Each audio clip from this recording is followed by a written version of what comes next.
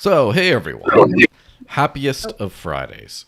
This is going to be a great show. We're going to officially roll the intro, but just in the meantime, yeah, say if the sound is working, say everything else, admire that shiny ass tiara, and we'll be good. Like, I have to, and I must have said this like 5 different shows or whatever, but I think you're one of the only people that can, like, the only adults who could pull off a tiara and, like, it just, like, it's not like a distraction, it's not like cringe, it just works. It just works, doesn't it? It's weird. Yeah. You know that I only do this for streams, and then at conferences I try to, like, tone it down and not wear this or like a big huge tiara like some of the other ones, but wear like a headband tiara, like that green one that you saw in the Miggy video. I think I've worn that on the podcast too. But people always say how much they love it, and I feel like it is a part of my brand now. It was kind of an accident. Like, I just put it on before my first stream. I remembered something. It was actually something that Richard Hart had said, was that people just have, like, their clutter in the background and they don't think a lot about their branding when they do their live streams. And if you want more people to watch and engage, you should put more effort into the brand. And so I ran around my house and found everything that was super sparkly that I could and put it on. And this tiara was like a keepsake from Disneyland. Nice. And that stream got like 30 times more viewers than anything I had done previously. And I had so many comments afterwards, like private comments and public comments, saying my girlfriend, my daughter, my wife sat down and watched the whole thing. They want to know when you make content. They want to always watch your content. And I realized that was filling a gap in the market. And I said, okay, well, that's my brand now. So it's not like I walk around every day with a tiara on, but yeah, it's just part of the branding now. Yeah, that is pretty. I mean, the fact that it works is great, but also that's the one thing I realize is, like, the market will tell you, like, success is like the nexus of what the market wants and what you want to do. So I do only what I want to do. So I don't do stuff that I don't want to do. A lot of people do that. They do profitable or popular things that I just do pop around what I want to do, and then when people like a part of it, I do more of that. It's like dumping on maxis on X.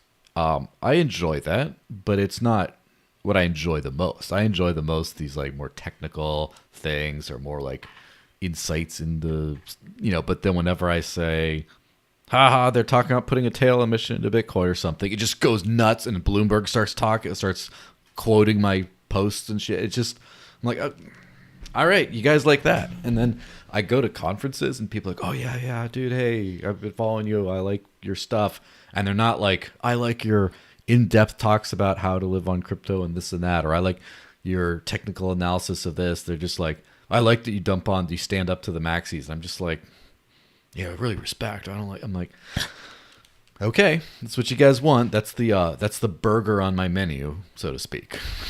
You know what is strange is that on X, what people really like, what people respond to the most is when I talk about my personal life. Specifically when I talk about, like, having, anxiety and, like, I'm in the middle of an anxiety attack right now. What do you do to calm yourself down? That's, like, the most engagement that I ever get. And I don't know why. I guess because people can relate to that, probably. Yeah, and I don't exactly know why either. Like, my personal posts are super ends of the bell curve. They're super no one gives a shit, or some of them do really well, and I'm like, all right, I guess.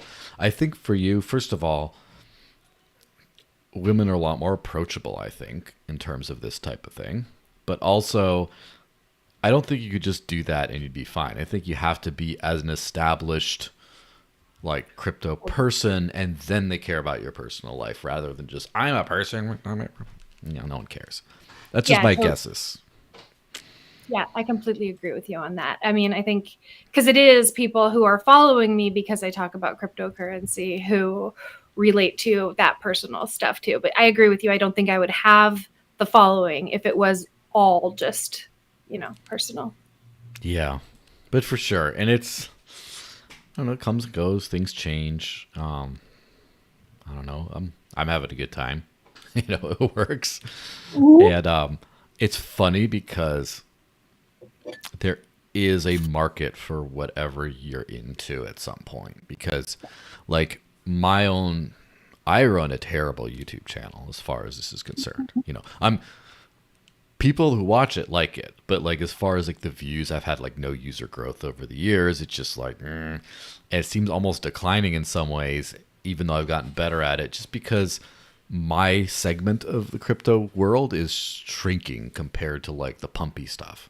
And so I don't care. However, then like for example, Coin ATM Radar, who of course I'm going to show in just a second, likes my stuff, and they purposely like, I like what you're about, I'm going to throw you money even though we're going to lose it money on this. Okay. And then I got invited to speak at a conference in May, and they agreed to like pay for everything just because they're like, oh my gosh, like you're just living on crypto stuff, this is so great, like this is like, are you sure you want to come to our little conference? I mean, it's not a little conference, it's good. Like some people love it and everyone else does not care. So like I go to Consensus and no one cares, I go to wherever else, no one cares, but like a couple people care a lot, and I'm like, oh, I do too, so that's great. So just find your tribe.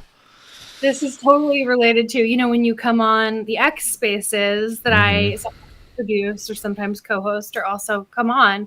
It's so funny that the one time you were on with Aztec, who's one of the co-hosts, he's like, oh man, I've loved your content for years. I watched your YouTubes. And you were like, I never hear that. So yeah, it's weird because like at the same time, and it's the last thing before I run the actual intro. Get on with it. But randomly in a small town in the Southwest, my mother was talking to a bank teller and somehow mentioned he asked if she was related to me, and I'm like, how do you know him? Like, I follow his YouTube channel, and I'm like, holy crap, because the view counts are public. Not a lot of people watch my stuff, right? It's not like I'm like one of them like pomp people or someone like that. But it's wow, it's weird. How did that person find me? So yeah, it's small world, but that's fun. Yeah. All right, let's hit the intro and then actually get this thing going. Ready? 3, 2, 1, go.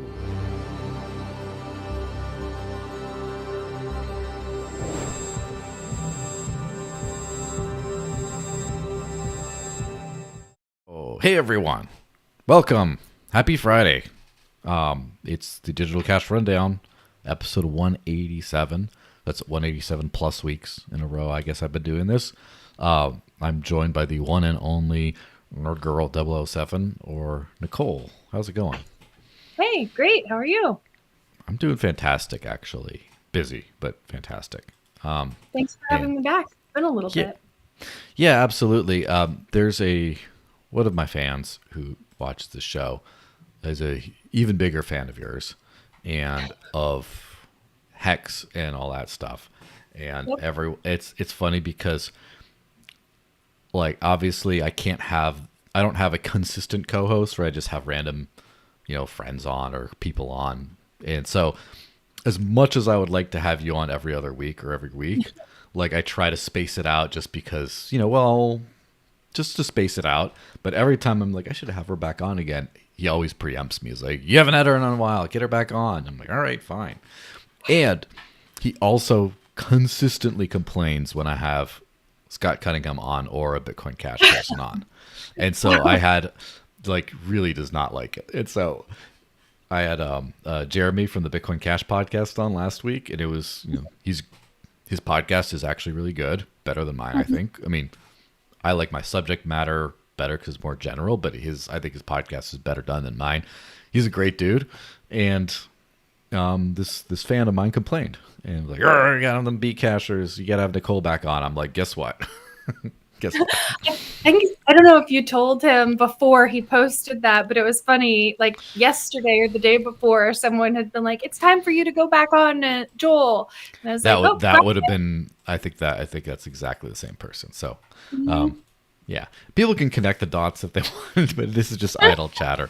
But so yes, it's happy to have you back on, especially because obviously the ETH Denver thing's a fun thing to catch up over. Obviously, the strategic reserve is always a fun thing to talk about, and some other things. But the big thing, of course, is the Richard. So we'll get to that in just a second. Let me just hit the what is it here? The Coin ATM Radar shell, as I alluded to earlier, because this podcast is, after all, proudly sponsored by Coin ATM Radar. And when buying crypto with cash, an ATM is much more reliable and safer than meeting some random person in a random place. And unlike an exchange, which can freeze your account, you truly own all the crypto you buy. With Coin ATM Radar, you can find crypto ATMs and other services where you can buy or sell cryptos for cash. On their website, search by coin, address, if the ATM supports selling as well as buying, selling for people like me, and you can also search by geo area like country, state, city. And you can check and compare actual current fees at different ATMs. To find out more, go to coinatmradar.com, which is coinatmradar.com. I'm sure there's a little jingle or something that people have done for that. COINA, whatever. I think we should put one up. I'll figure it out, get my ukulele out, do the... And usually when I travel, I rely on them or I try to hit up a local ATM. Unfortunately, the Netherlands has almost none. So I won't be using them this trip, but maybe Switzerland, maybe somewhere else I go. I don't know. We'll see. So that's all that stuff. Strategic Bitcoin Reserve. Let's hit that up. So first of all, I just thrown up on the screen. My friend, Rare Passenger. He's a very rare passenger. He has Living on Bitcoin Substack. Substack. Whatever. He had this. It's almost like a poem. He writes almost in poems here about the SBR. He says, "I don't trust the government. Count the ways. We are winning. Maybe so. Maybe. I hope so. Confidence is reserved. With a pen stroke, the SBR lives," etc., etc. So if it's a nice artistic kind of take on this whole thing. But I'm just also going to throw up on this Lola Leets post where she quotes the David Sachs post. It says, "Just a few minutes ago, President Trump signed an executive order to establish a strategic Bitcoin reserve," blah, blah, blah. It says, "The reserve will be capitalized with Bitcoin owned by the federal government that was forfeited as part of criminal or civil asset forfeiture proceedings. This means it will not cost taxpayers a dime." And the commentary to that is, in case this isn't clear, the secret, quote, budget neutral ingredient to the SBR that will not cost taxpayers a dime is stealing.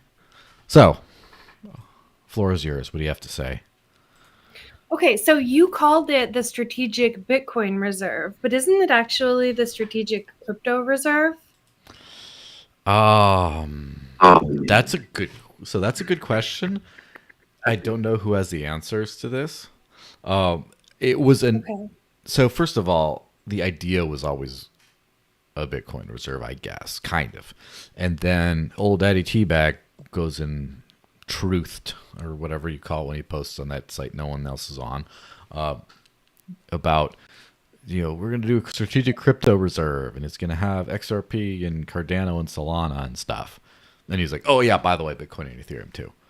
And that was what got everyone's, undies in a twist. But that was just him talking, right? And then he signed an executive order that was to establish a strategic Bitcoin reserve from Bitcoin that was already in possession of the government. I think it could entail all crypto, but I don't think anyone seized any Cardano, for example. So I don't know if they will buy any at all. And that's up in the air because people are 50-50 saying, "Oh, look, he just did a nothing burger and just said, or, oh no, he's actually going to still buy. This is just the first step." So I don't know. Do Okay. you know? I mean, I am only going on what was tweeted and what was said, that it was a strategic crypto reserve, and then kind of all of the reaction to that over the last week. So I know that a lot of people who are maximalists or maximalish, Bitcoin maximalist or ish, are super opposed to the notion that the government should hold anything other than Bitcoin or anything that had a pre-mine. So like people were even saying that they were opposed to them holding Ethereum, right? Or because even though they could see that as a decentralized company, it's really essentially equivalent to them holding stocks in companies, which they say is the start of capitalism, because that is the government owning the means of production. And so like we were having this conversation about it at work this last week. And I said, well, listen, isn't one of the primary aims of this for the government to show crypto founders that the United States is friendly to them? And if the United States announced only a Bitcoin only reserve, would that demonstrate that it's safe and welcome for people to own and run crypto products, begin crypto products from within the United States? And I think that the answer to that question is no. If they were really trying to demonstrate that the United States is the forefront of the blockchain revolution, then the only way to do that is to demonstrate friendliness to products that are developed within the country. Yeah, I mean, what the purpose of this is, it's kind of up in the air a little bit, because from my perspective, crypto is a super clear technology as far as this is some cypherpunk shit. This is, rogue money. It's whatever you want to call it. This is what it's for. It's separate money from state, separate data from state, separate finance from state, separate everything from state. Of course, in the realistic world, there is a state, and sometimes it like interacts. But at this point, it's money grab city.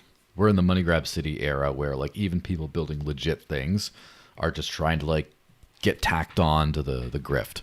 And so the reserve, the idea, I guess, was that the U.S. would, first of all, if this is a strategic asset, if Bitcoin specifically, I guess, is a strategic asset, we don't want to have China and some other places to own too much of it, because then the imbalance of power, whatever. So you should have some of it. Or it's also like saving in a better form of savings technology than the US dollar, which is known as just about anything, right? But specifically, I guess, Bitcoin. And so there's a few ideas, and then it's like, well, why not diversify a portfolio? To me, that makes sense. I don't want the government to have any crypto, if I'm super honest, but as long as there's fiat, at least, I don't want them to have anything. So I'm against the whole idea. But if there is one, a diversified one makes more sense.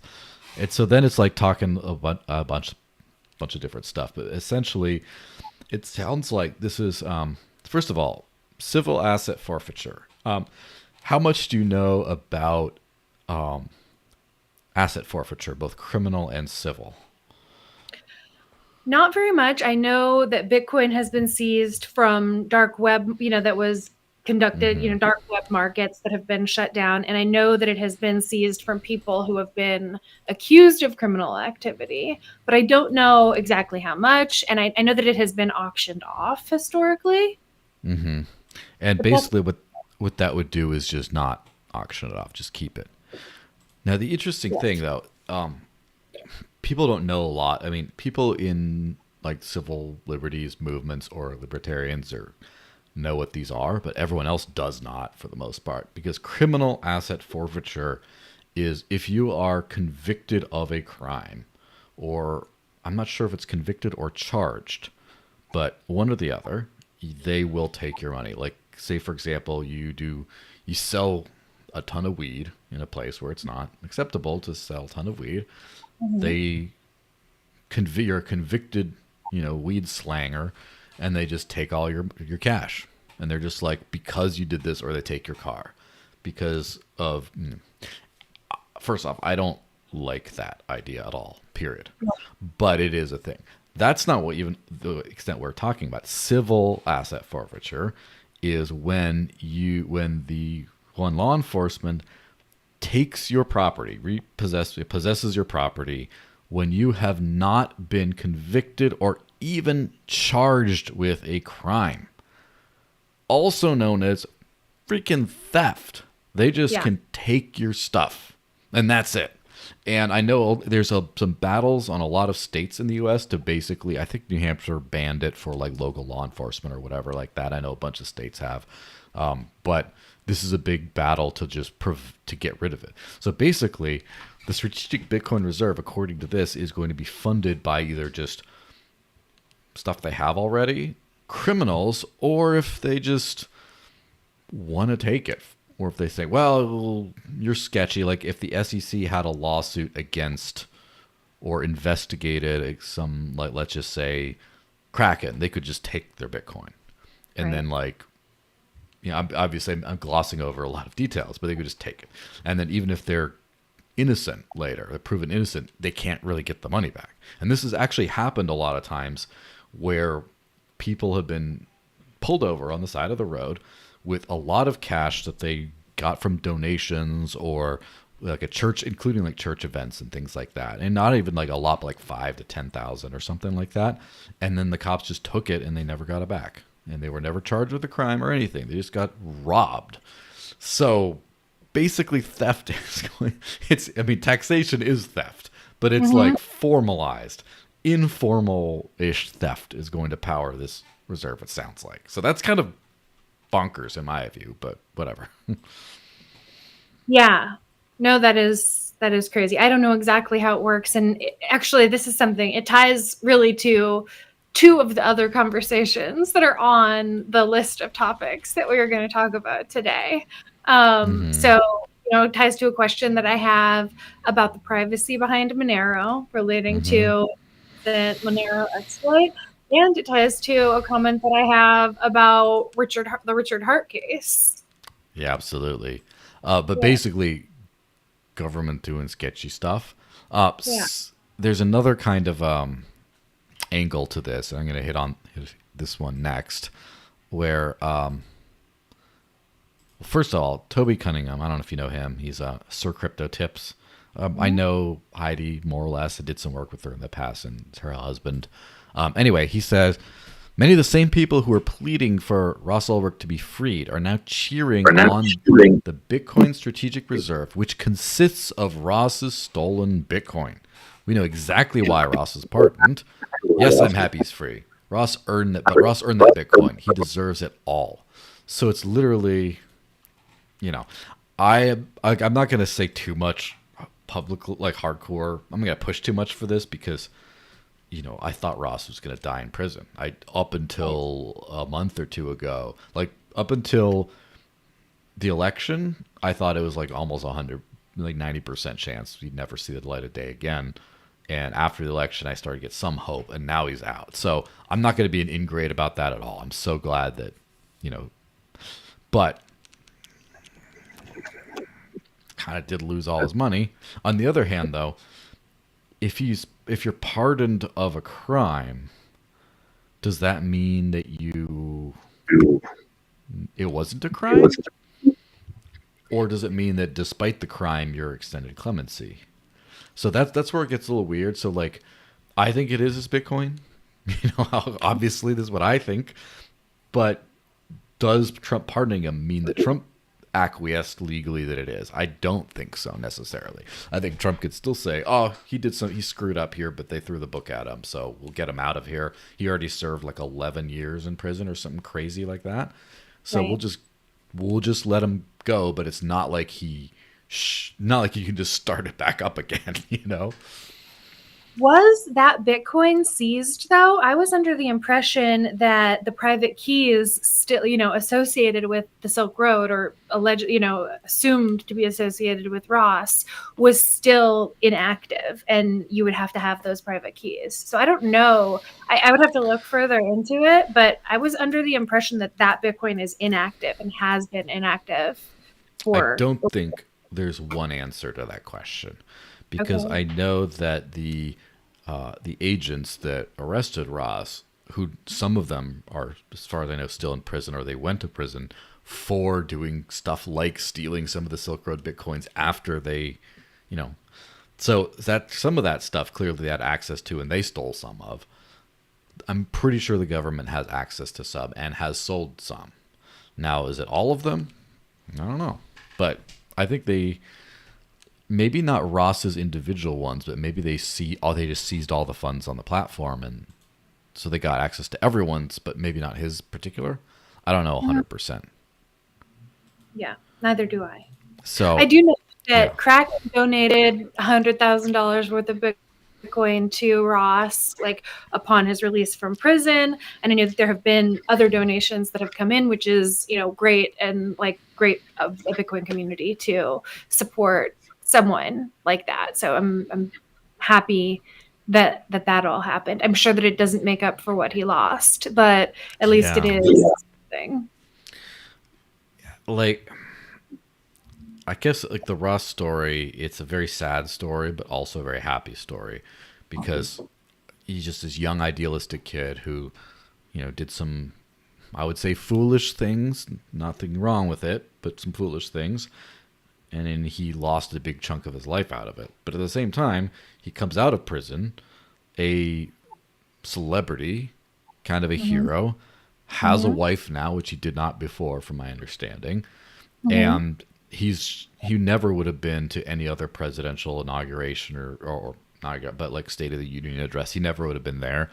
And he never would have, like, who knows how he'd be financially at this point, but like the fact that he seems to be set up about as one of the best people getting out of prison.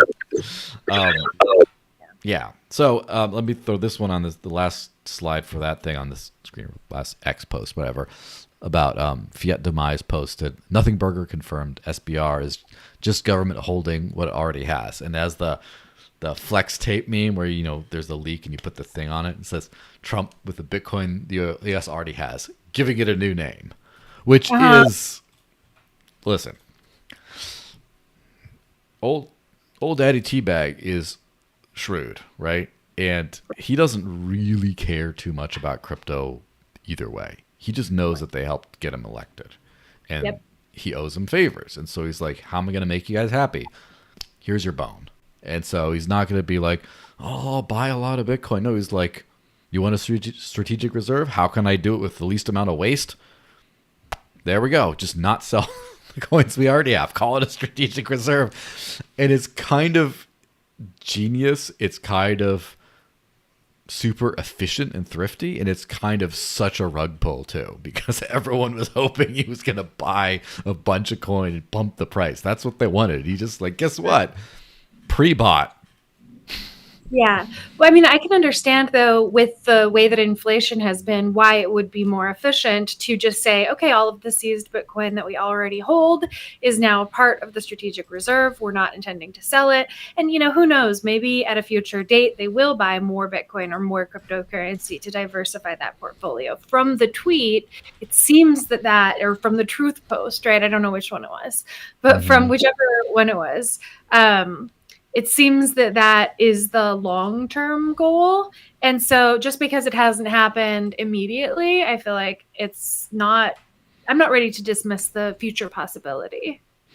Yeah, it might happen. And the fact they talked about all these assets like XRP and Cardano and stuff like that, like, why talk about it if you're just not going to ever have any, why make people angry who otherwise would not have been angry? Like, it doesn't make sense. So I there will be more happening, but maybe he's just saying, and listen, the maxis have had their own issues, right?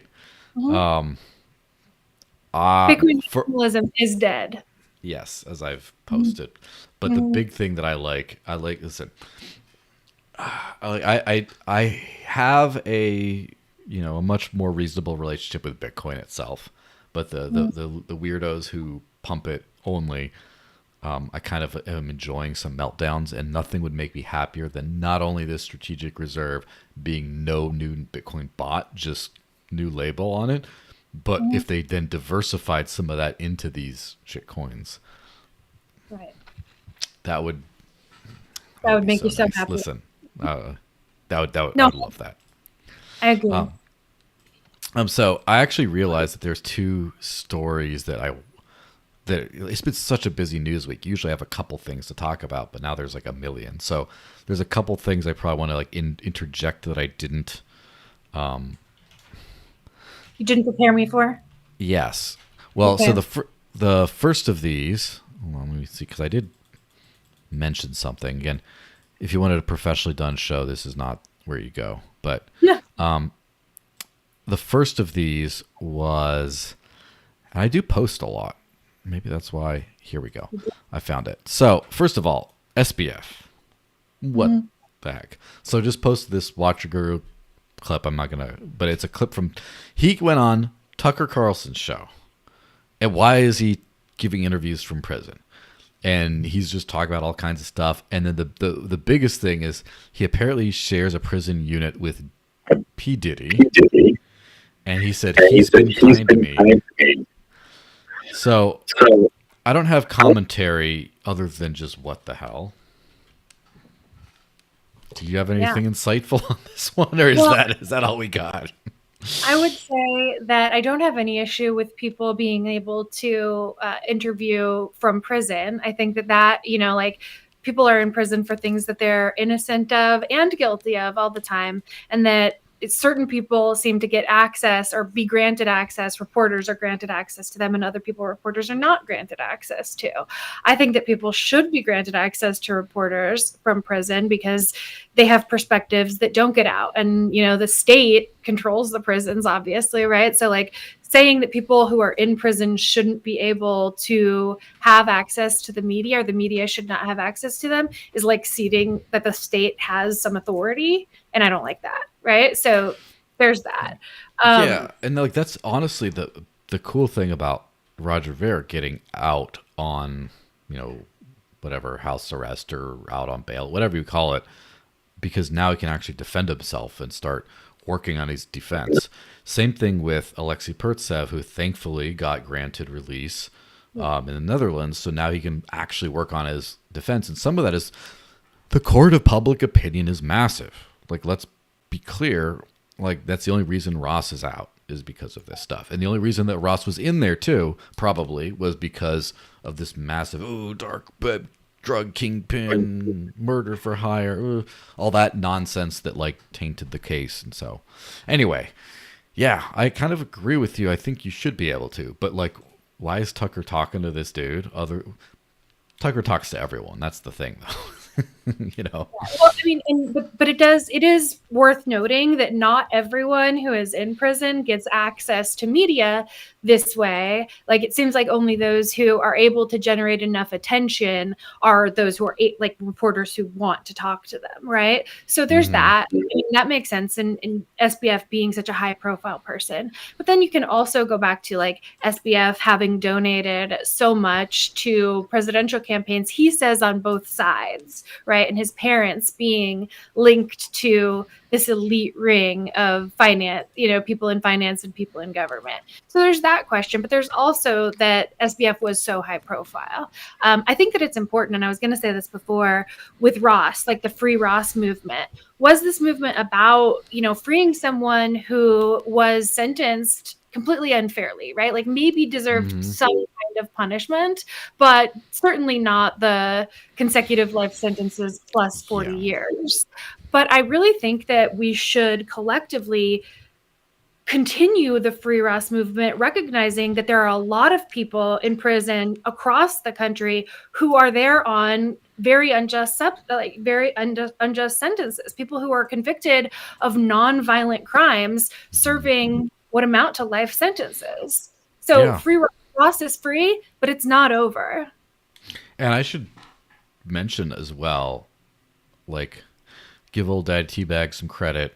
Last administration, he worked with the one and only Kim Kardashian on a lot of criminal justice reform and pardoning people and stuff like that. And that is kind of a rare W, kind of like, where did this come from? But great. And I obviously hope it extends to Roger Ver, and I'm very glad that Ross has publicly advocated for Roger Vere's release after he's been out. He's returning the favor, obviously, but Mhm. also advocating for a just cause. And, it goes down the list. There's a lot of other people, like, I think SBF deserves to be in there. That's the thing, though. But, like, You didn't talk about this before, and you said that you thought that there was some kind of punishment that could be issued on SBF that wouldn't have anything to do with him spending time in prison, right? Like he was sentenced to work on something until all the people who lost money were made whole. Right. And I agree that that would potentially be more beneficial to society than him being locked up. Yes, I would lock him up in a internet access prison with highly monitored internet access and just like pure on dystopian surveillance state for him. But basically, he's allowed to work and produce real money. And once his debt is paid off to his people, to his victims, and then some, I'm sure there's other damages for people who like killed themselves, for example, as a result of the FTX loss. And like obviously he shouldn't just be like free while he's paying back his debt. I don't think in this case. In most cases people should. But I would just put him in there and just be like, how fast can you make money from prison? Like, are you going to do you want to start a podcast and monetize it and like whatever you want to do? Make as much money as you can. We take all of that and double, or you have to double pay back what victims had or something. Because he did make a point. I did not watch the interview, but I've seen a clip that said he did make the point that he would have been able to make all the FTX users whole because he had a bunch of Solana in that pump to the sky and stuff like that. And it's just the bankruptcy process and all this like screwed it up and actually like extracted massive amounts of money. And that is all true. I don't know if it's true that he could have made them whole, or he's just, smooth talking his own case. But the point is, like, he should have been able to work hard at doing that. And let's just say he's in there for like 2-3 years, and then he just pays back a ton of money. Just freaking let him go. But then maybe supervise him in case he don't let him start another exchange, maybe. But like, let him go if he pays back everything. That would be my thing. And this is not a person I'm like, I have fond things to say about. This is not a gem for society. This guy's one of the worst crooks and scummy people, whatever. But just let him pay it back and get out. That's my point. Yeah. No, I don't have much to say on the like free SBF movement, right? Like I don't know enough about what extent he was complicit in the crime and to what extent he was just a useful idiot. I think it's probably more the latter, but because I don't know enough about it, I don't want to go away, right? Yeah. But it does seem like FTX victims are being compensated. Like FTX people who lost money are already receiving funds to make them whole. So I don't know. Yeah, there's a lot of don't know. I have to quickly give a shout out to Miggy, who liked this stream I saw on X, so he must be watching. Hi Miggy, if you're still watching. He's probably not anymore, but he was. So hi Miggy. Hi Miggy. Yeah. So now let's hit up on the El Salvador thing. I don't know if you saw any of that drama, did you? I know that Bitcoin is no longer legal tender in El Salvador. Is that right? Yes, but there's more to it as well. Okay. Basically, this Samson Mao post, which he's blocked me for like 8 years now or something. So like, I've been blocked as long as I've known who he is. But anyway, thankfully Elon lets me watch his posts now. Basically, it says there's a 111-page document outlining the agreement between the IMF and the government of El Salvador that explicitly prohibits them from buying or mining Bitcoin. And that agreement unlocks this loan. However, Bukele has also stated that he will continue to buy. It's all fake news. The buying will continue. How do those things make sense? And so Samson Mao is like the guy the primary point person in negotiating this thing, right? In the legal tender law, from my understanding, I wasn't involved, right? And then Stacey Herbert, who's Max Kaiser's significant other and also works for the government of El Salvador, is saying, basically, I have no idea at this point is what Samson Mouse said. She just said, she pointed it out. He says, Stacy, this is not a good thing. He says, Samson, you were supposed to be an expert on nation state adoption. The Bukele administration has been transparent from day one. There's been no change to this statement. They made a statement last year about we still keep legal tender and stuff. Basically, though, the government has been,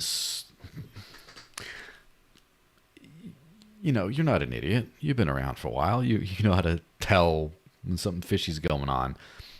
You see plain stuff in front of your eyes, such as Bitcoin's no longer legal tender in this country according to this. Not only are, and boots on the ground tell us that not only are a lot of businesses not accepting Bitcoin, they just dropped it since then, but a lot of businesses are actually refusing to do business with Bitcoiners because they're just like gringo go home kind of attitudes, I guess, something like that. So that's going on. People on the ground who live there, who moved to El Salvador because of this stuff, are upset. The people who brokered this deal are like, well, I guess it's all done. And then the government, again, not a free government either, like the dictatorial government, and the people who work for it are saying, nah, it's all nonsense.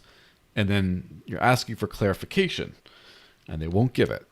They say, oh, been very clear since day one. Well, tell me, why do we have a written signed agreement from your government saying you will not buy more Bitcoin as part of this deal, and then you say you still are? How does that work out?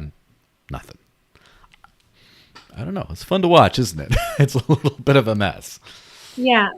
Well, I mean, I think that the big thing is making Bitcoin not legal tender allows businesses who were potentially losing money on Bitcoin transactions because of how long they took to complete or how much money people were spending for like Lightning, right? Like, I think it's not necessarily fair to require businesses to accept Bitcoin, particularly when they're not run by tech savvy people. So I can completely understand that element of it. I can also understand why the people who moved there for Bitcoin are upset by it, because they wanted this like Bitcoin utopia. But they didn't provide the infrastructure that the people needed, and the people didn't see the kind of advantages that those in Argentina saw from the Bitcoin reserve, right? So like a huge difference between making Bitcoin legal tender and buying Bitcoin to support the local economy. Yeah. Like, I have nothing wrong. I think that all this stuff is for the best, but two things are clear to me. One, the government of El Salvador, like the Bitcoin maximalist centerpiece of this government will not only give us preferential treatment for our coin in this way, but will also continue to buy, therefore pump the price. That seems to be done. Now, Bukele is saying it's not done, but he's also saying I signed this agreement that says it's done. So we'll see. We'll see what happens. And on the other side, all these changes were because of this IMF loan. They wanted a $1.4 billion loan or whatever it was. I don't remember the exact amount. But they wanted this loan, and so they caved on these things because they wanted, fiat debt rather than to continue to buy sound money, sort of. And I know that's a little bit of a aggressive characterization of it, but it's true. They wanted that, and that's like a, we got this laser based volcano energy country that's sticking it to the man, and they're just in the end of the day they want that fiat loan. So sorry guys, pack it up. And for me that makes perfect sense. You do this deal to get a bunch of extra tourism and investment and stuff like that, and then you also need a loan, so you pivot however you can to get that. That's bigger, and that makes perfect sense, and I don't think there's anything wrong with that. But I understand a bunch of poor gringos are getting rugged, because I don't think any native Salvadoran was banking on this Bitcoin law or the buying the strategic, or I don't think anyone was really, maybe a couple nerds, but like for the most part, that was like the bone to the foreigners to get their investment in hype and stuff. And now they're like, well, we're done. We need the IMF. So Yeah, no, and Maxi's I rugged. kind of understand it, like from the El Salvadorians' perspective. If the point of this was just to benefit the gringos, then yeah, gringos go home. If it's not actually benefiting the people who are native to that land, who lived there before the Bitcoin Strategic Reserve, that or before Bitcoin is legal tender, then what real function does it serve? And you could argue, right, like from an anarchist perspective, that borders are imaginary, and that's true. But in the world that we live in today, they exist. And if it's not beneficial to the people who were underrepresented and are underrepresented, then why would the country continue to support it? So, yeah. Yeah, I Like, mean, it makes perfect sense. It's just one of those like weird reality things. It's just like I'm trying to think of like a better example, but it's like, you know, going on a date with someone and then they pretend to like your hobbies, like while you're together, or then after you seal the deal, then like they're like, you know what, I hate playing darts, to be honest. I don't want to go to your dart competitions anymore or whatever lame nonsense you're into, right? Like it's kind of the same thing of like, oh yeah, we'd like to do this, and then Bukele's like, dude, I'm reforming the hell out of this country. And of course, I don't agree with a lot of his lack of due process, but in retrospect, it does seem like the cleanup of crime was pretty amazing. So, okay, props there. But then he's just like, okay, let's just do this. What do people want? Let's do this Bitcoin law thing. And it's kind of funny how, like, the Litecoin handle, as I covered in previous shows, freaked out because the maxis have been doing their best to cut everyone out of the deal. And it was a crypto-wide movement that came to El Salvador to get them on the discussion table. And the maxis cut them all out at the last second, like stabbed them in the back. And everyone is done with that. And so now that the maxis are getting stabbed in the back themselves, no one is crying for them. Not a single person. right. So it's just kind of interesting. And it's literally a situation where El Salvador is a real country with real people with real needs, and their president is super popular for allegedly. Again, I think he actually is too. But when you amend the Constitution to stay in office longer than your term, things get a little dicey. But the point is, he cleaned up crime immensely, and like murder rates went to like super low, and people were very happy for that. The average person probably doesn't give a crap about crypto there. However, Right. he sort of sold this illusion of a crypto Disneylandia, like an amusement park, Disneyland for the dumb crypto gringos to come over, and they came in love. Oh my gosh, volcano energy, tweeting about it all the time. And now it's just like, all right, well, the park's closed. It wasn't financially solvent because there's something else that will pay us more that will do that. So you're still welcome here. You still don't get capital gains. You still can do your stuff. But like this whole amusement park thing, the honeymoon's over. It's time to this is back to where we live now. And then a lot of gringos like, oh, what happened to my amusement park? It's just like you came here. It's like going around Cancun being like, oh, why is it not the resort? It's like, dude, people live here. It's a country. These are people who've been here for generations. Like, someone's home. And so I kind of feel bad. I don't feel bad for the people of El Salvador because I think that they have done a lot better the last few years than they have way in the past. So that's good. I feel a little bit bad about the people who got rug pulled a little bit, thinking like, I don't feel bad for the maxis who thought this was going to be a perpetual bag pumper for them. But I do feel bad for the people that moved there. And I've seen the posts from people that are like, me and my wife moved there and now we're disillusioned, we're moving back home. Or like, I moved here and I disillusioned, I'm moving back home, but now I have a wife and a baby, and so I'm gonna have to like keep visiting the in-laws in El Salvador and stuff. And like a lot of people like bought into this amusement park as like reality. And they're getting rug pulled, and I do feel bad for them, just to be honest. So yeah, that's that. Yeah. Well, they probably got wives and it sounds like a lot of them got wives and babies out of it. So that's like sort of a form of like what is it, like the passport bros who go to countries that have more traditional defined gender roles specifically to meet women. So it also like great for the women and men potentially who benefited from the situation. Yeah, like all in all, it is what it is. It's kind of like the strategic reserve at the same time, where I don't know, it's a thing. I don't think we need to care about it too much, but a certain group of people were very invested, including financially invested, in it turning out a very certain way that it did not turn out. And Yeah. like that's the thing, is I think Bitcoin's got some serious legs in it still, but maximalism, not really. It's on its Yeah, way down. maximalism is dead. I completely agree. I wrote an article a few years ago, I think in 2021, called like "Married to Bitcoin, to Have and to HODL." Yeah, I In remember which, that one. yeah, yeah. Actually, I posted it in some like maximalist Telegram groups that I'm a part of, and assumed that the response would be overwhelmingly negative, and it wasn't.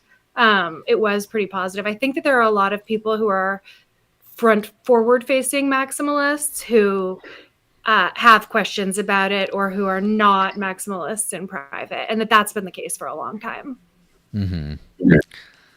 Yeah. It's funny. Someone in the live chat just commented about greetings from gay North Dakota. I don't know if you saw that meme of like, it was like a Babylon. I don't know if it was the Babylon Bee, but it was something about Trump declares, Canada's 51st state is going to be named Gay North Dakota. And I thought that was great. So it was a reference to that. It was good. Okay. And anyway, let's talk about our buddy, Richard. So Okay. just in, this was, February 20th. Judges dismiss SEC case against Hex crypto founder Richard Hart. And then Eric Wall has a funny little AI thing of like Richard in his jumpsuit shaking hands with Trump and a bunch of other stuff. And yeah. So, thoughts? What do you think? Yeah, so I'm not at all surprised based on how the judge responded during during when the case was actually happening, when 80 Hexicans turned up to the case where they argued, the SEC's lawyers and Richard's lawyers argued in front of the judge. The commentary that she made at that time indicated that dismissal was at least on the table, because she seemed to be like adversarial towards the SEC during that encounter, from all the reports that I heard. And I knew the way that the hex funding was, and the way that the sacrifices for Pulse Chain and PulseX were. I was like, I really don't think that these qualify as securities. But specifically because they were not targeted to U.S. investors, those are the grounds that the case was dismissed on. And it is important to differentiate, right, between the SEC dropping the charges, or the SEC dismissing the cases, and the judge actually finding in favor of the dismissal. So there's a distinction there. Yes, so that's what happened, right? The judge actually found. So in favor of the that's dismissal. different from all the other SEC cases where the SEC just like gave up because they changed administration, they dropped all these things. In this case, the SEC didn't even get to drop it. The judge is just like, done, get out of here. Yep. And so it's worth noting the SEC has 20 days to respond and, say we're still investigating this. I'm not sure. I think you said it was on the 20th of February. 28th, I think I saw the post. Okay, so there's still several days that the SEC could respond. I would be surprised kind of if they did, just based on the change in administration. But they could, so that's worth like keeping in mind. It's not necessarily over yet. And even if but it is important to know this is more like a win than anything else we've seen, because in other cases there have been settlements, right? Like there was no settlement paid to the SEC in this case. The charges were just, that doesn't mean that it didn't find that it found that Hex, Pulse Chain, and PulseX are not securities. It means that they found that because they were not targeted at US investors, the SEC did not have jurisdiction over them. But I think that it's important as like precedent set for all of the other cryptocurrencies out there, right? Like Absolutely. now that this precedent set, this was not targeted at US investors. Now this can be cited in future cases. So as much as people want to hate Richard and Hex and Pulse Chain and the Pulse Chain community and all of that, this is a good thing for cryptocurrency. This set a great precedent.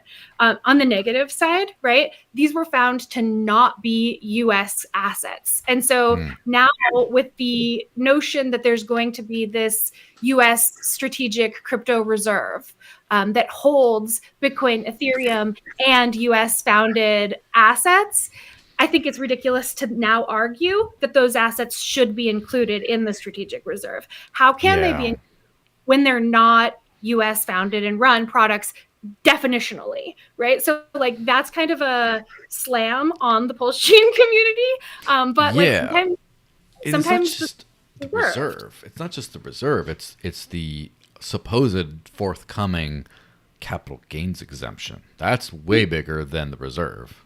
Yeah, agree. Yeah. It's so. Sorry, go ahead. No. So, I mean, I feel like there are huge advantages and disadvantages to this finding. Obviously, it's what the community really wanted. It's what the lawyers were going for. I think when they set that goal, they probably did not. I mean, maybe, who knows? Who knows what they know behind the scenes, right? Like these are big, huge law firms. They have, I'm sure that they have some influence, right, with government or relationships to government. So they probably knew things that we don't know. Maybe there's some master plan that I just do not see, but I do see now that Pulse Chain community members are advocating that these assets be included in the strategic reserve on the basis that they're U.S. assets when they were just found in court to not be U.S. assets. So there's a lot of hypocrisy going on there. Yeah, and I think it's pumpy behavior for sure. Yeah, well, I mean, and you see the same thing from other communities, right? Like I see other communities that operate primarily in India, for example, advocating that their favorite asset be included in the strategic reserve and the capital gains exemption, when it's like very clear that this asset is not US based. So, and they've been, deliberate about making that distinction because of a hostile government prior to this administration. Of course. But argue both points at the same time. Pick a side. Yeah, and so like my personal exposure to this thing is on CoinGecko and CoinMarketCap. I got Dash listed as a US-based project for legitimate reasons because the founder from Arizona, both founders actually from Arizona, they're not involved with the project for like 7-8 years now or something. The core development group, which is not the only development group, and I don't work for them, but it's a Delaware-based corporation. A U.S. citizen, a couple U.S. citizens are like the heads of that, and one of them is in the U.S., one of them isn't. There's enough to say. Okay, well, there's enough ties to be able to say that, but at the same time, it's a decentralized project. Half the users, allegedly, are, according to what we've been able to tell, are in like Russia or that area of the world, and obviously with like sanctions and stuff, it's hard to like merge. But it's like also it's permissionless. Anyone can do that. And so just because half of the people making the decisions are all the way over there, does that mean it's not you? It's not something I would ever fight about. But no, please no. And it's clearly a global decentralized thing. But if you want to apply technicalities, yeah, it's fine. It's made in the U.S. And in particular for any payment type coin that doesn't use stable coins, it's massive because the red tape for spending transactions for capital gains is nuts. So my wallet has to keep track of every single payment that I have, and I have to export a CSV and give it to the accountant, in April, whatever, to just say, and that's a giant pain in the butt. And I don't mind a little bit of capital gains. I also don't mind a little bit of capital loss that you get to like write off, you know? So like if I'm Mhm. going to lose money, I don't want the government to get it, so I'm fine.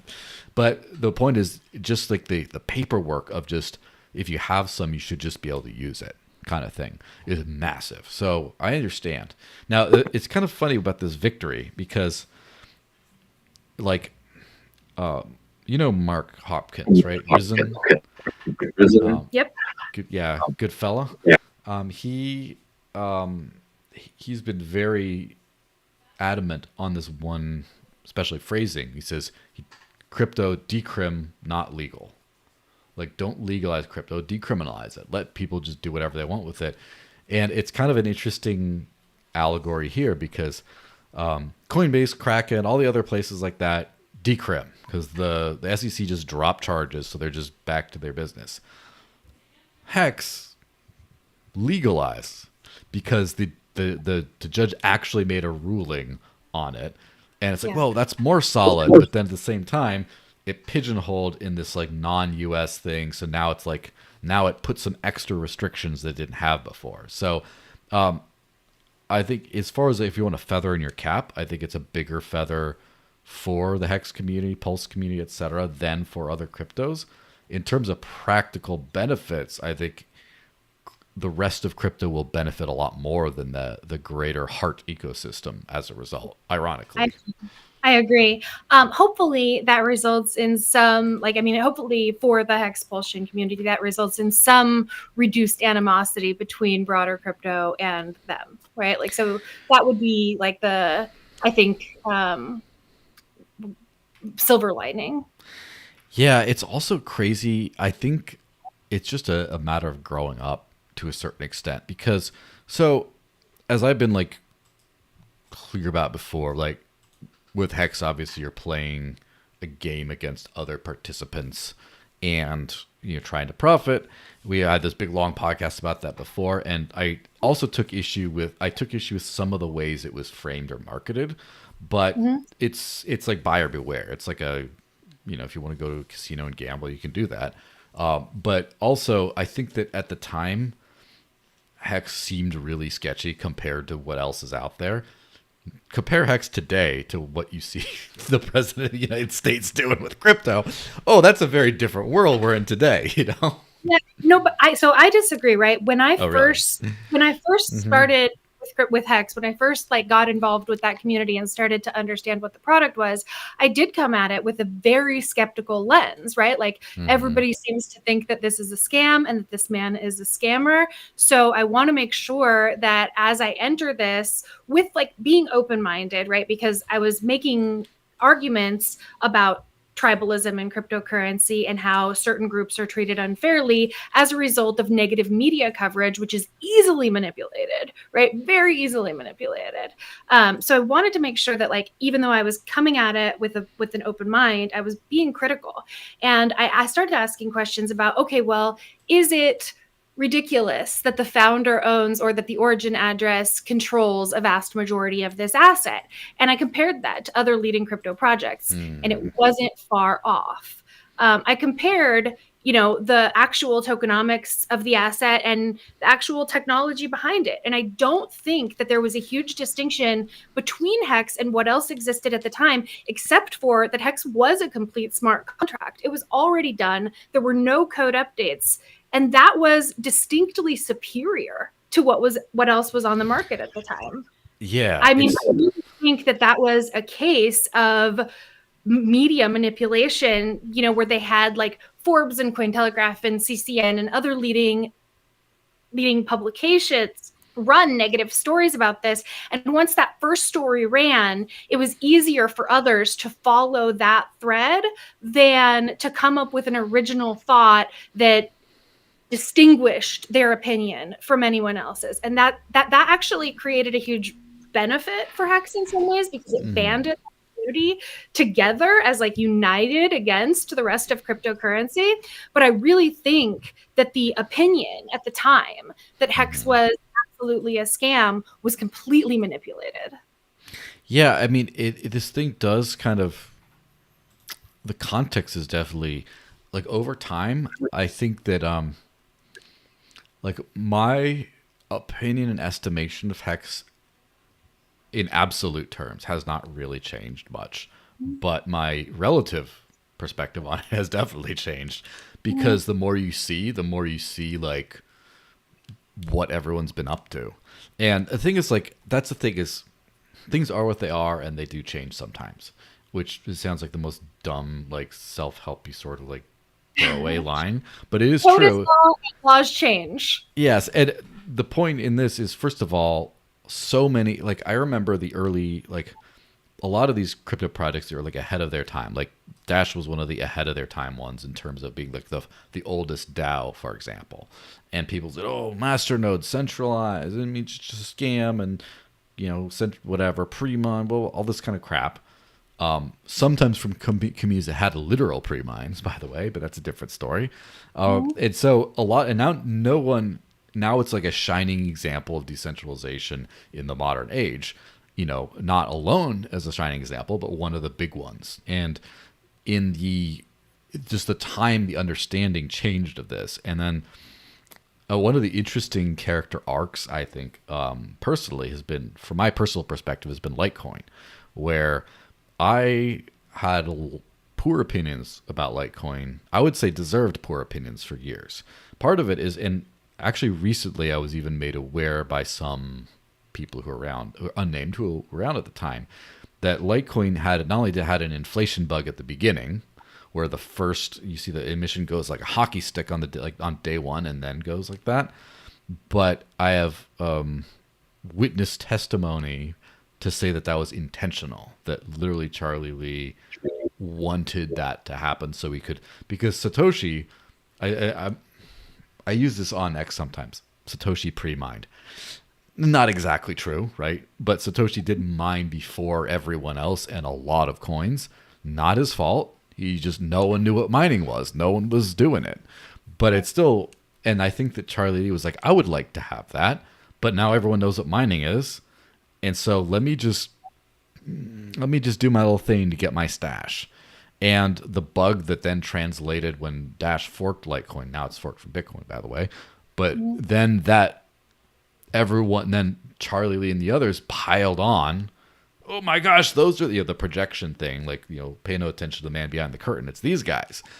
A lot of shady nonsense. And then Litecoin, of course, was just sort of like the abandoned code base in 2016, 17 for a little while.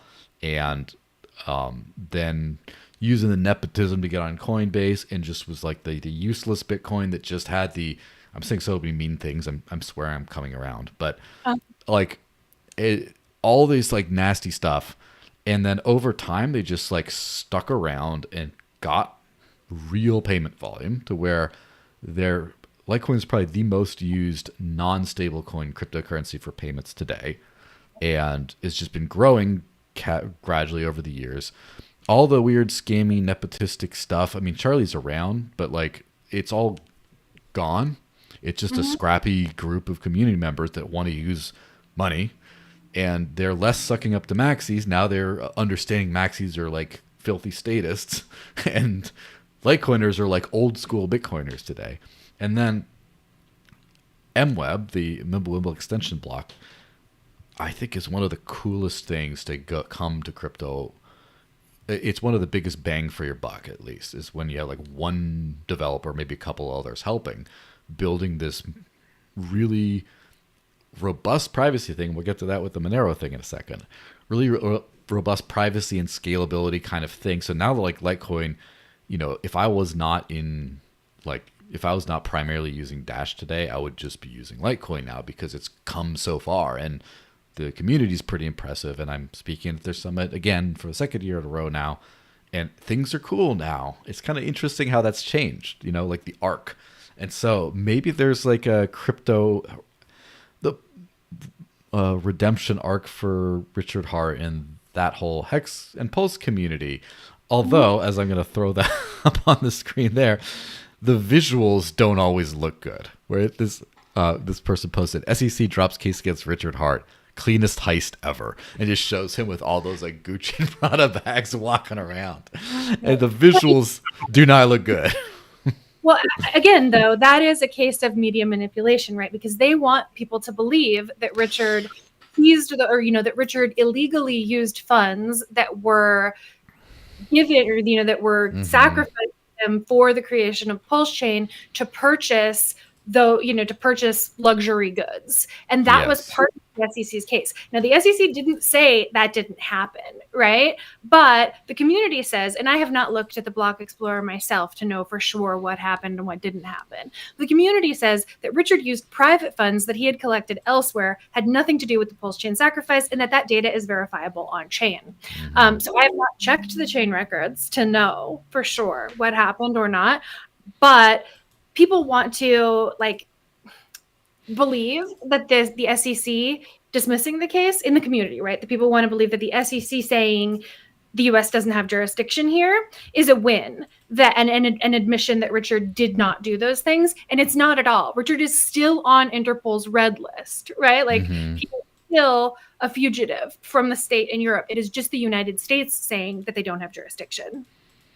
Yeah, and so the visual. So one thing is, Richard did do all this crazy gaudy nonsense, which I think is hilarious.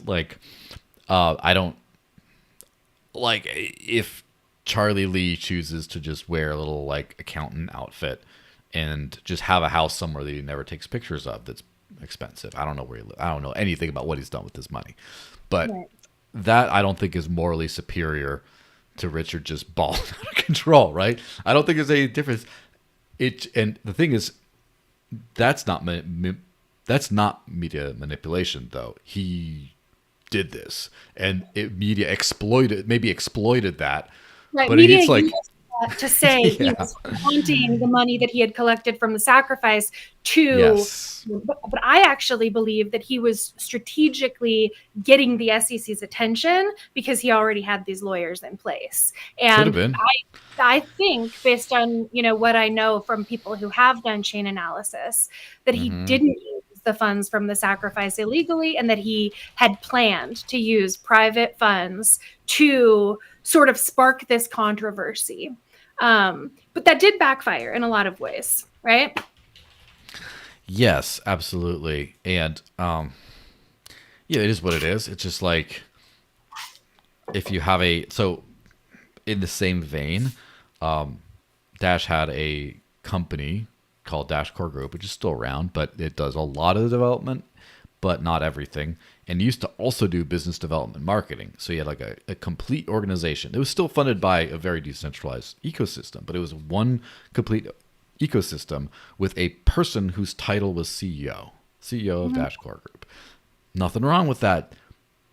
But it looks bad in the decentralized world, right? Where you say, "Oh, the CEO of Dash." Well, not technically. Now all that's gone, right?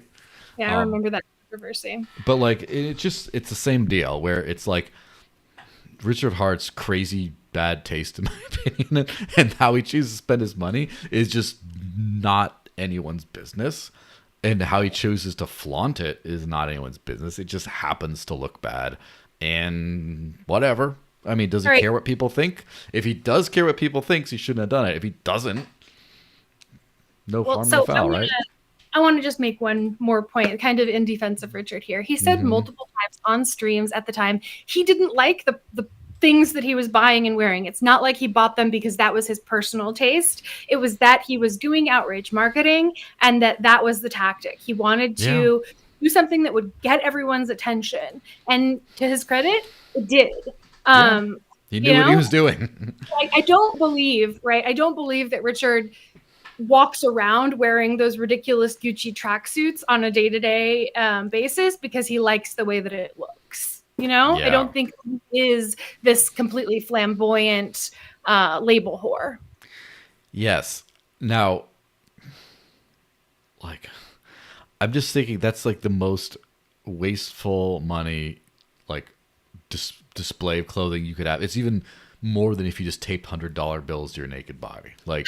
It's worse than that somehow because it's so ugly but so expensive and whatever. But anyone, it's just when old Teabag talks smack and calls people names and does his stand-up routine on the State of the Union. you think he isn't just talking some smack too?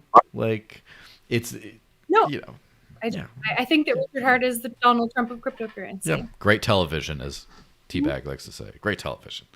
Well, Mhm. speaking of great television, let's hit on this Monero thing for a second. Yeah. So this came apart because someone I work with wrote an interesting breakdown of this thing.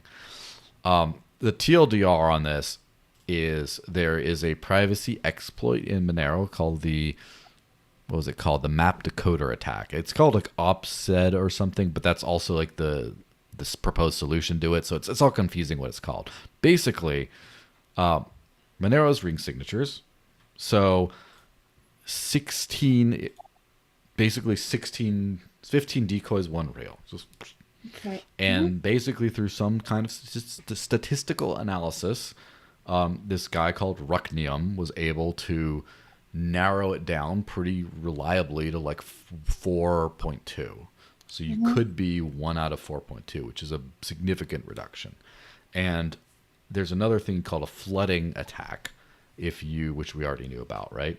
I don't know, everyone did, but the community is known about it, where if you post a ton of transactions, your transactions are most of those decoys, and that further reduces it. So by combining these two things, basically you would be able to reduce the effective ring size to 1.3, which is the equivalent as was stated by, let me just share this thing, as Where's Waldo?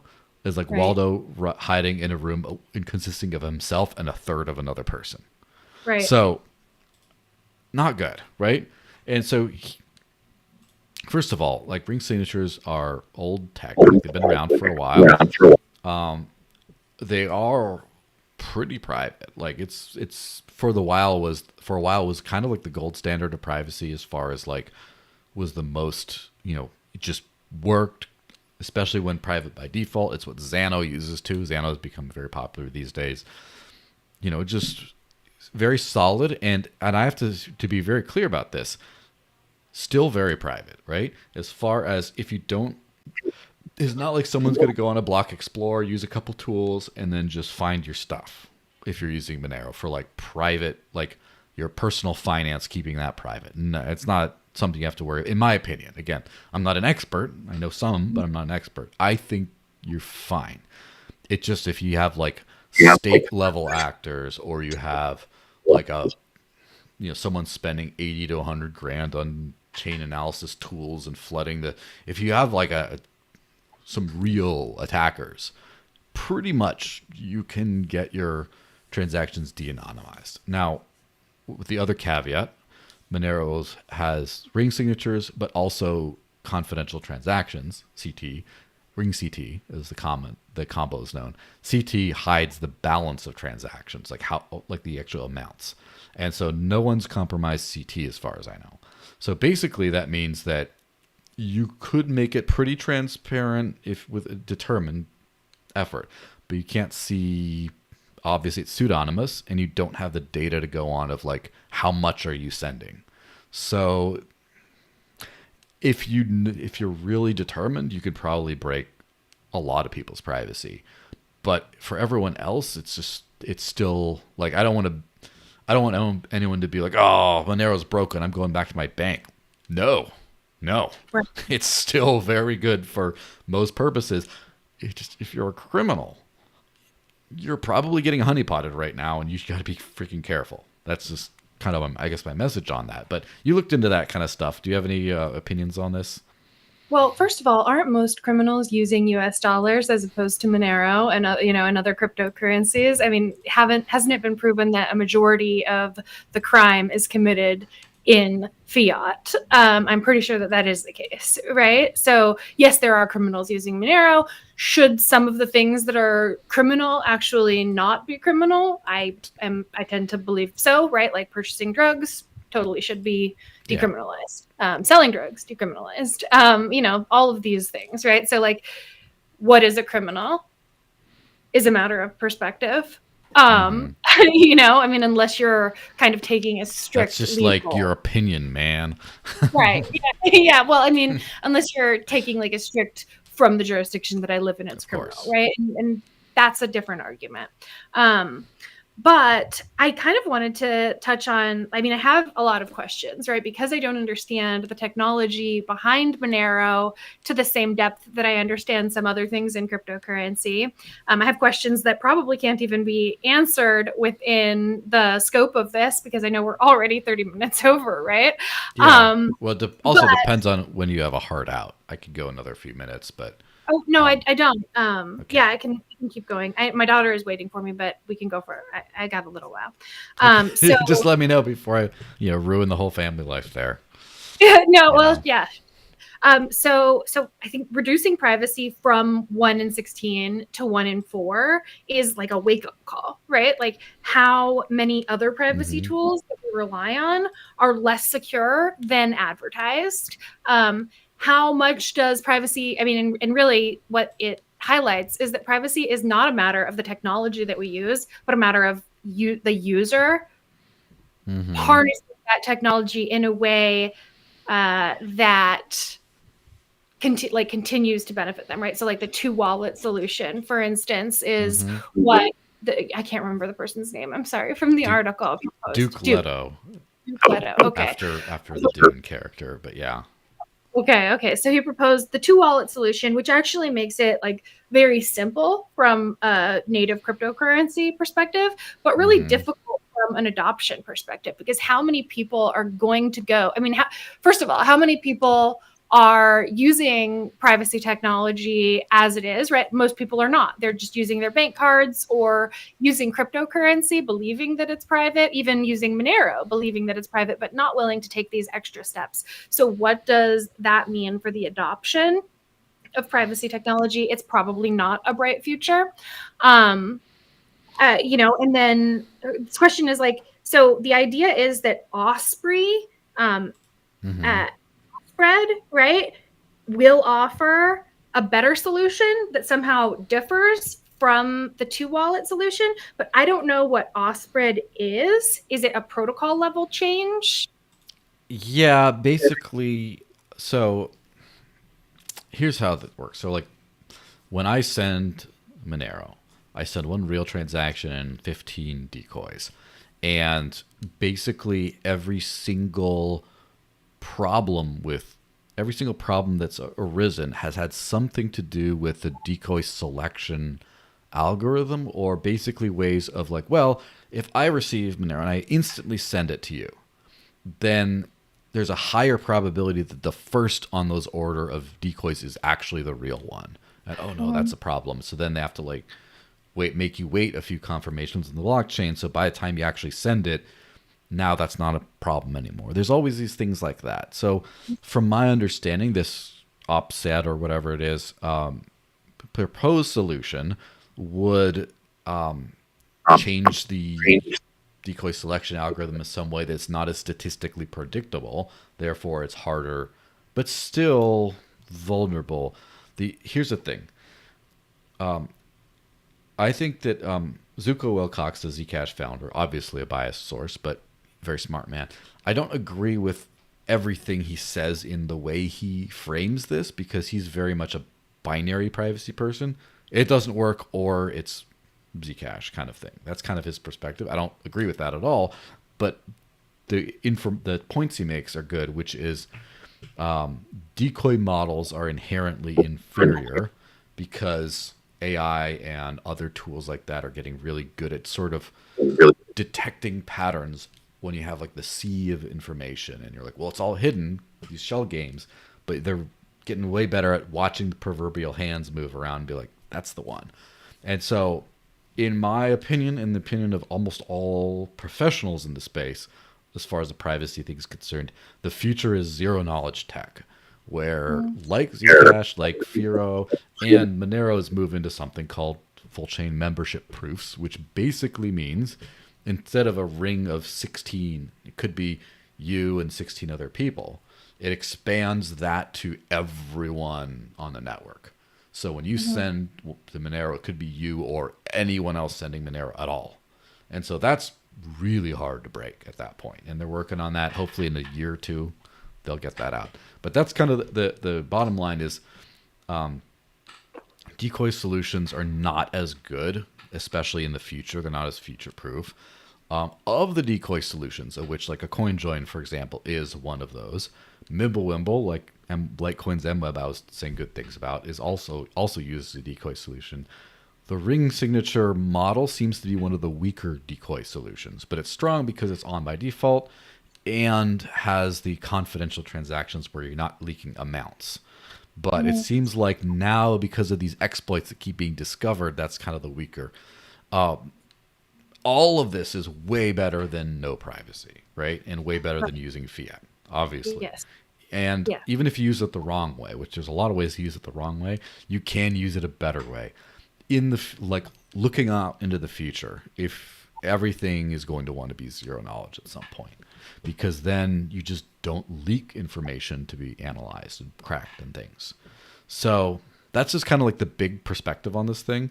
I really like what Duke put out here because it's not just an actual like knowledgeable, thorough. It's not like FUD. It's like a real analysis of what this is and the risks, but it has a practical solution for today. And that's the thing. A lot of people are trying to either do useless academic research or score points against rival coins and things. And there's a lot of that going on for sure. But that's one reason I led with anyone who reads this should know how to, like, I'm not just going to say, guess what? You've been buying drugs. You're going to jail. Like, I don't want to just, or guess what? You bought the wrong coin. Like, I want to say, guess what? Do this thing. Receive all your money into one wallet and then send to your spending wallet. And that will increase your anonymity set enough to where even all these attacks bring it down. You're still going to be relatively well off while we wait for this better upgrade to happen. And that's kind of it. So, yeah. Okay. Understood. So, yeah, so some of this is like in my notes, right? I made notes when I was reading the article because I wanted to make sure that I had something valuable to add to this conversation. Yeah, for sure.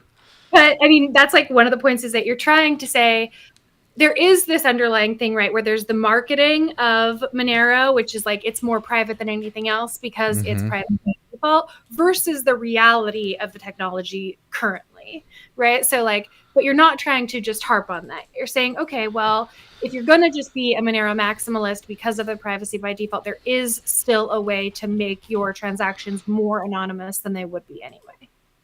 Yeah, absolutely. And like that's the thing is in the practical reality of people who use the technology, there's just a lot going on, right? So first of all, you got to get people to not buy with KYC or whatever, or just care about privacy or care about crypto and not be like, this is my address and this is how much I own. I tweet and like, don't do that. Screenshot of your balance. And then with all these tools, like I've used Zcash, Monero, Dash with CoinJoin, I've used some Mimblewimble stuff. I used all the stuff.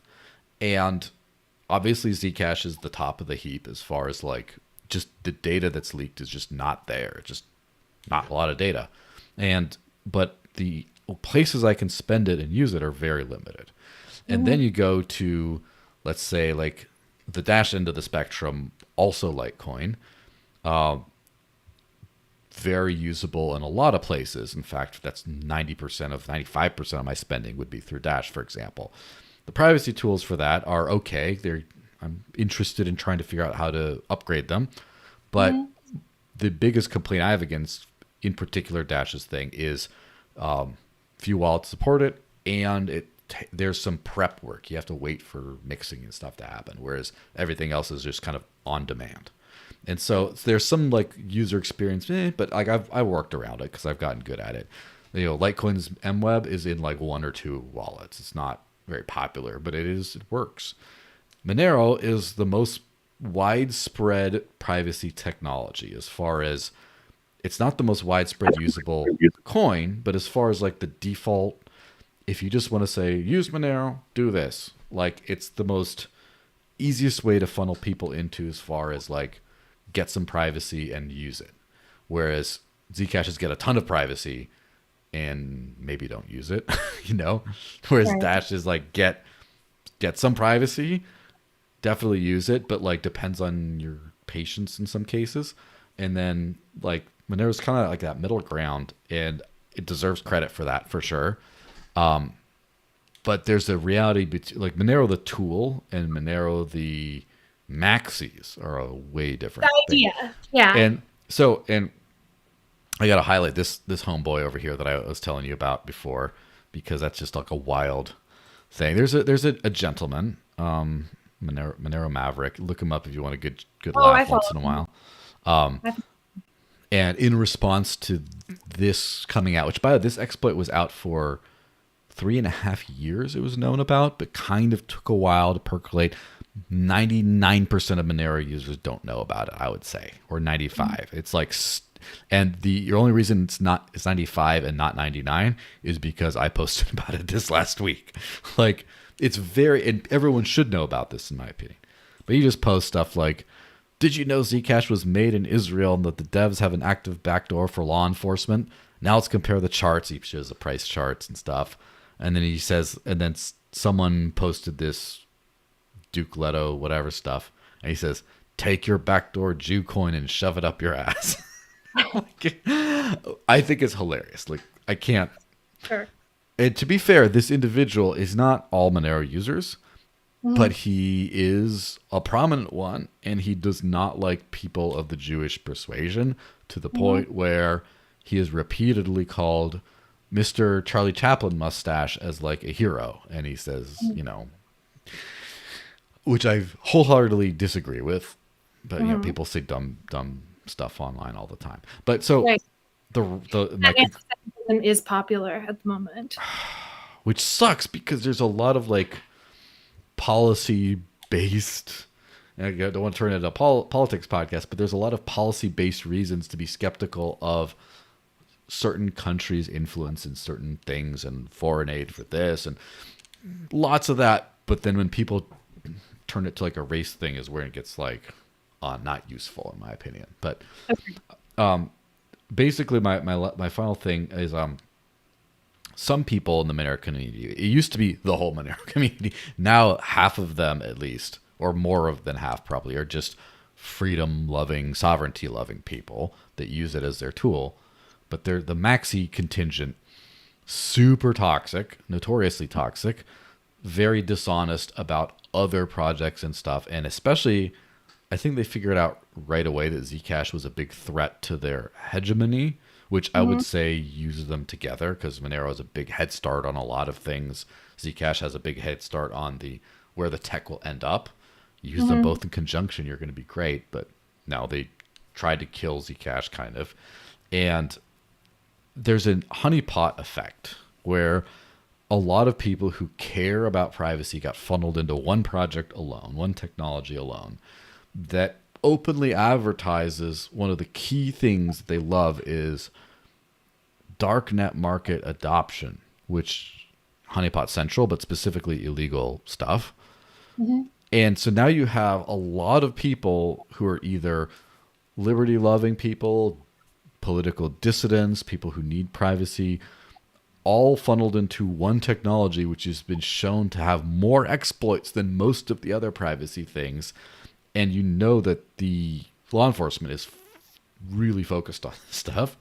Now we have known that for the last 3.5 years, some major exploits have been discovered and are still there for this year. They haven't been fixed over these 3.5 years. How many people like are being like funneled in like lambs of the slaughter into this one thing where the people doing the sketchiest stuff are using this one tech that doesn't have a backdoor, but has a possible exploit, which again, for people like you and me who use Monero for random things and get better privacy, do not have to worry about this. It's just not a problem. But darknet market honeypot people could end up in prison and will probably, which as a side note, I'd argue if you're on the internet on a darknet market, you probably know that 90% of the people you're transacting with are feds and the other 10% are scammers who are going to rug you. It seems like an idiot more than anything. But Yeah. so yeah, that's kind of my big old perspective on this thing. Any thoughts? There was some spicy thoughts in there, maybe. Yeah. I mean, I don't know. I've used darknet markets. I've even used darknet markets to buy books that I didn't want anyone to know that I owned. Right. So I don't know about that claim that 90% of the people you're transacting with are feds and 10% are people who are going to scam you, because I've really never had a negative experience on a darknet market. Everything that I've ever ordered has been as advertised, upon delivery. Yeah. It just, to me, it seems, and that a darknet market kind of advertises itself as a place for illegal goods and services.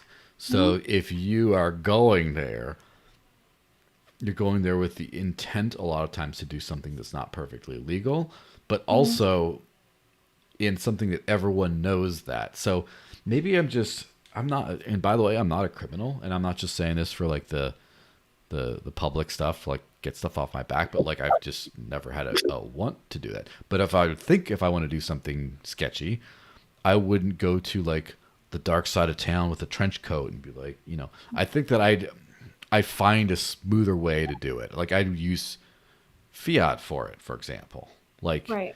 Or something like that. Or I would do, I just, a guy who knows a guy, and you just pass him some stuff or whatever goods you want, rather than you go on like illegalstuff.com and it's just like it's all going to be feds in there, and like I just, to me, it doesn't make sense that a serious criminal would do that stuff. But maybe there's a lot of unserious criminals. But yeah, that's the point, is like knowledge is power, and I want, like, privacy is super important, and I want the most knowledge about privacy to be out there as possible. The most people using any kind of privacy tools. But I also want knowledge about it and knowledge about risks you're engaging in. And if anyone is using Monero and would sweat bullets if they found out their ring size could be reduced to a practical 1.3, I would want them to read about the 2-wallet trick, where you receive everything into one wallet, and then you send to your spending wallet, and then you spend out of there. And that, because of the way ring signatures work, it gets combined and it increases your anonymity set, so you're going to be better off, at least. I'd want them to know that. And I want them to be like, well, why don't I get some Zcash for the super private stuff, and wherever I can't use Zcash, I'm going to 2-wallet trick Monero there. I'd want people to do that. I want people to be safe. So that's it. Yeah. Before I get canceled or attacked for being a Zionist or whatever they're going to call me, or because of the technology I'm talking about, practically, people are. Shill o'clock. Anything you want to say that you have not said yet, or you want to promote? We didn't talk about Denver. I know that we don't have like a ton of time, but can I just say go like for two? It, yeah, we have as much. Listen, we have as much time as you have. So go for it. Cool. So there were two main takeaways from ETH Denver that I really wanted to share. The first one is that I believe that this is how conferences should be run. So ETH Denver is free to attend. All you had to do was like sign up for Spork DAO. They give you one of the tokens, then you stake the token. It was super easy to do. There were people who I was attending the conference with who are not crypto native. Who work in an industry, who work in a different industry, but they have a product that is built on crypto payment rails, and that those payment rails, that the end user has no idea that it was built on crypto payment rails, which I also believe is the key to future adoption. For a lot of it, for sure. A lot of it, right, is like it needs to be seamless, and people need to have no idea that what they're doing is different from what they have been doing, because that means learning something new, and a lot of people are just not open to that possibility. So the main point was ETH Denver is free to attend. It was easy to get a free ticket. And then the side events that were also part of ETH Denver, for the most part, were run in accordance with that like, with that ethos. So side events you had to register for, and some of them you had to be approved for, but they were still free to attend. So I think that is the future to crypto conferences actually being useful for gaining adoption, because who wants to pay hundreds or thousands of dollars for a conference ticket when inside the conference, all it is booths that are shilling you a variety of things, right? Like, shouldn't the people who are the vendors and the, like the sponsors be funding the people who are coming to be shilled too, as opposed to the way that a majority of crypto conferences are run now, where both vendors and sponsors are paying, and so are attendees. It should be free for conference attendees, and that was like lovely and super refreshing about ETH Denver. And I think that it is probably the future of crypto conferencing, and anybody who runs crypto conferencing might want to take note. I don't think that it's reasonable to charge people hundreds of dollars to come and be shilled to. And I don't think that normal people want to or are willing to spend their hard-earned money to come and be shilled to. Absolutely. So, yeah. And yeah, go ahead. Yeah, I mean, I think that's probably why it's kind of like the anti-consensus in that way, where consensus is like, there have been a few conferences where people are like, hey, you want to come? And entry is like this. I'm like, no. Because also, like, if it's big enough, like consensus, I got into consensus for free. I got like a free ticket. I had a colleague who had to pay a discount, but still paid. And so I split the cost with them to get them in, whatever. So it wasn't crazy. But half of the contacts, maybe a third of the contacts very valuable contacts I interacted with at Consensus, did not pay for tickets. We're just milling it around outside the building. And so you just like, yeah, let's get coffee off site. And then like the coffee inside sucked. So like, why not? And so people are going to ETH Denver it whether or not it's officially there. Right. And I feel like it is super I think conferences, a lot of the conferences are just kind of like, they're making enough off of their sponsors and booths that they don't need to charge conference attendees. And they're kind of just like being extremely greedy, and I dislike that. Especially if your aim is to make the products appeal to a broader range of people than the existing. And then again, I've never paid for a conference ticket ever. I've either hung out outside, or I've gotten a media pass, or gotten in because I was working with a project that was an event sponsor.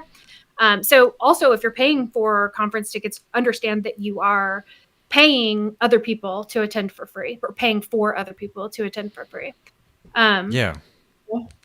So the next point about ETH Denver that I want to make is, as lovely as it was in my experience and my perception of it, a lot of people were complaining about a variety of crypto products overspending on either their booths, their food, their merchandise, anything. And I think that my takeaway from that was, people, especially people who have not experienced a sea of green candles, are going to complain about anything that they can, right? So if a company were to show up and have a booth and give away only stickers, which are super low cost to produce, or, pens, they'd be like, oh, this sucks. It's not memorable. I wish that they had, given away something that was more memorable, more sticky, right? But then companies that show up and spend,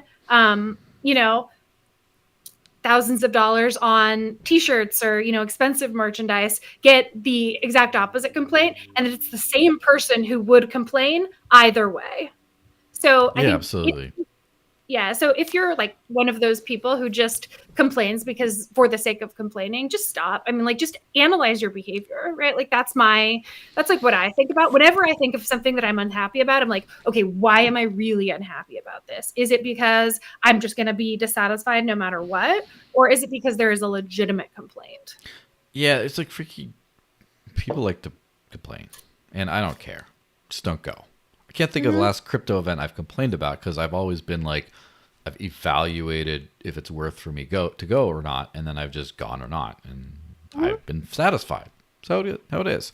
I have to say, if you want to not be dissatisfied with a crypto event, if you're in my style of mindset, right, I would definitely go to ETHDAM. Love those people. It's a great conference, great people, great cypherpunk everything, but also enough like DeFi programmable stuff enough, to where it's you're not just going to like a bunch of like cypherpunk nerds. It's like business too. It's and it Eleanor puts on a fantastic conference, and I still will never stop like saying about how like last year people had to force her to go to bed because it's like 2:30 in the morning and she's still out there buying everyone's drinks, 8.5 months pregnant, and everyone's like, lady, get to bed. And it's like, like they forced her to go to bed. So dedicated to putting on a good conference. So ETH fantastic. I will be there this year, of course. I've never been to Crypto Basel in Switzerland, but they seemed extremely excited to have me speak because of the values I embody. Therefore, I'm willing to think that it's probably going to be a quality conference and not a very alpha heavy conference. Again, I'm not, just because they're flying me out doesn't mean that it'll be amazing. But if the fact that they picked me as someone makes me seem that I will have a good idea, rather than someone who's much bigger of a name and more popular and stuff, it seems like they're onto the stuff that I like. So those are my conference recommendations. I will have to go to ETH Denver at some point. I missed the last couple of years. I do have family in the Denver area, and more importantly, but importantly as well, one of my favorite cocktail bars, Death and Co, has a branch in Denver. So it's always an excuse to be like, okay. So there you go. Cool. Well, my other shill about Denver is that there is a Meow Wolf in Denver, and there were actually a bunch of side events that were hosted at Meow Wolf. And if you're ever in Denver for crypto or for not, I think that Meow Wolf, or in Austin or in Las Vegas or in Santa Fe, New Mexico, that Meow Wolf is like this amazing art exhibition that's like interactive and mystery solving and really difficult to encapsulate in words, but I love it. Interesting. Yeah, I would have definitely loved to have gone at some point. I know I used to go to Santa Fe a lot because my grandmother lived right outside of Santa Fe. And so that whole art scene, like, I'm not big into that. I'm not involved with the art scene, but I do enjoy me some good art sometimes. Well, Meow Wolf is like alternative art. There's a documentary called Meow Wolf Origin Story about like how these artists who lived in Santa Fe were largely rejected from the traditional art scene, and so they just started their own collective. And yeah, I recommend like watching it if you're interested, but it's super cool. Like, you would like it for sure. Yes. So I should end also by shilling Web3 Amsterdam. Next week I will be there. So if you're in Amsterdam, Web3 Amsterdam for, was it Thursday and Friday, or Friday and Saturday next week in Amsterdam, go. I can probably find a way to get you a ticket if you're around. I'm sure they're not super expensive anyway. So that's what I'm going to be doing. But other than that, don't forget that taxation is theft. Your phone is definitely spying on you. Fiat is a scam. Live on crypto before it's too late and get yourself an ETH ticket, and I'll see you there. All right? Bye-bye, guys. Have a fantastic weekend. Thanks, Nicole. And yeah, there you go. Bye-bye.